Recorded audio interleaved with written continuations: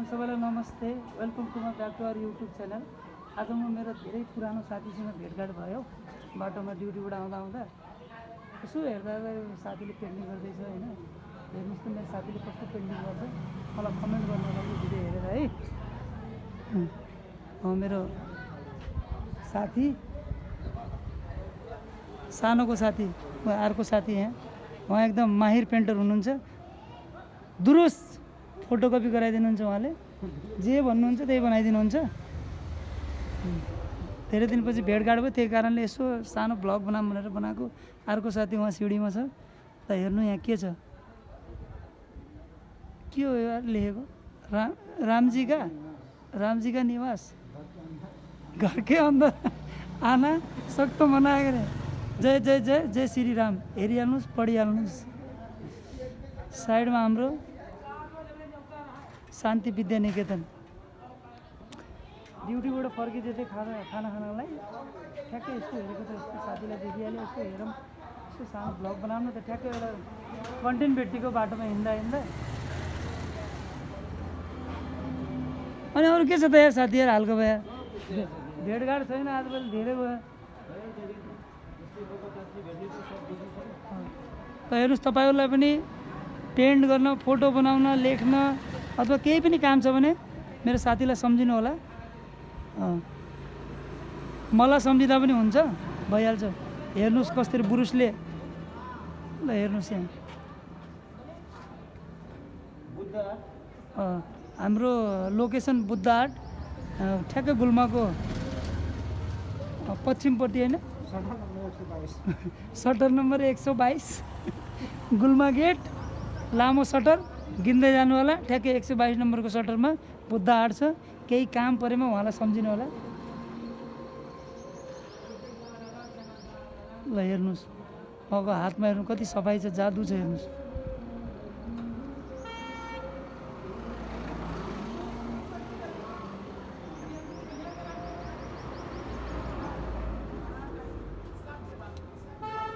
हेर्नु सबै यो कलरहरू यही हो।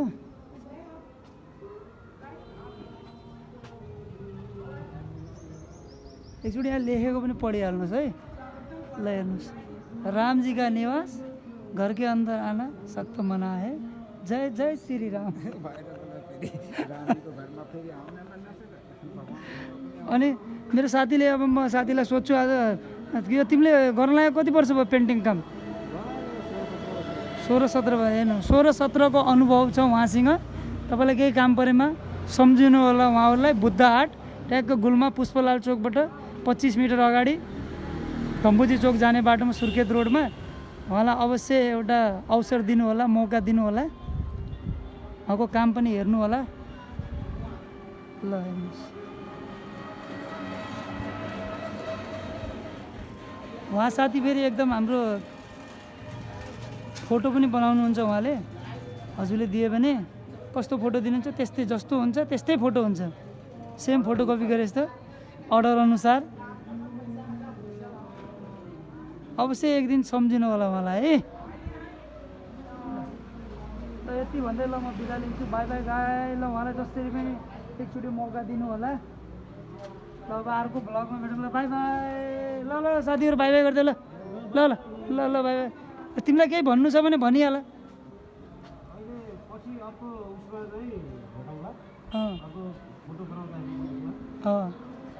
तिमीलाई केही भन्नु छ भने भनिहाल। तिम्रो यहाँ के काम हुन्छ, त्यो के काम हुन्छ तिमीले यसो भनिदेऊ न। ल पेन्टिङ सम्बन्धी ब्यानर,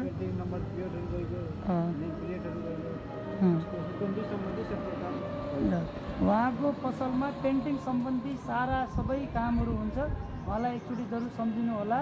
फोटो बनाउनेमा फोटो पनि बन्छ, हरेक कुरा, ट्याटु, फोटो, पेन्टिङ सम्बन्धी हरेक काम, सम्पूर्ण काम हुन्छ। अनि हजुरको यो हाउसको वाल डिजाइनहरू पनि सबै हुन्छ। वालपेपर त हुन्न, वालपेपर हुन्न, वाल डिजाइनहरू हुन्छ पेन्टिङद्वारा एकदम। ल म यसको नेक्स्ट भिडियोमा हजुरहरूलाई उहाँहरूको वाल पेन्टिङको भिडियो पनि हजुरहरूलाई म देखाउने छु। ल अहिलेलाई बाई बाई। लाइक गरिदिनु होला, कमेन्ट गरिदिनु होला, सेयर गरिदिनु होला, सब्सक्राइब गर्न नभुल्नु र बेल आइकनलाई दबाउन नभुल्नु होला। बाई बाई बाई, अर्को ब्लगमा भेटौँ। By by.